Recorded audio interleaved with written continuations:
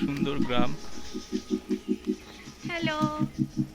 দেখতে পাচ্ছেন। আমরা এখন গ্রামের দিকে এগোচ্ছি, গ্রামের মধ্যে দিয়ে গোপালের মন্দিরের দিকে এগোচ্ছি। এত সুন্দর গ্রাম্য পরিবেশ যেটা আপনাদের মনকে একদম ভরে দেবে। দেখতেই পাচ্ছেন, আর কিছুক্ষণ গেলেই গোপালের মন্দির, 400 বছরের পুরনো মন্দির।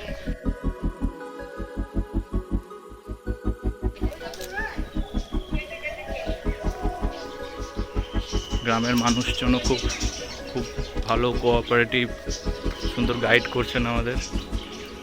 বাড়িগুলোও বেশ সুন্দর, কিছু বাড়ি আছে এখনো মাটির বাড়ি, যা সচরাচর দেখা যায় না। দেখা যাচ্ছে মন্দিরটা অত্যন্ত আসছে 400 বছরের প্রাচীন মন্দির।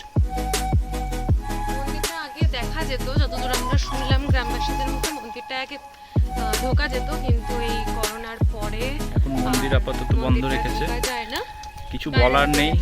অসাধারণ, এত সুন্দর একটা মন্দির, এত সুন্দর একটা মন্দির, এত বড় একটা মন্দির আমরা জাস্ট ভাবতেই পারি। আমি তো ভাবতে পারিনি, তুমি ভাবতে পেরেছিলে? না না না না, কখনোই নয়। অত্যন্ত সুন্দর মন্দিরটা, এবং প্রাচীনত্ব যে একে ঘিরে রেখেছে সেটা বোঝাই যাচ্ছে। প্রাচীনতার ছাপ মন্দিরটার চারিদিকে ছড়িয়ে আছে, তাই না বলো? এগিয়ে যাও তুমি। আর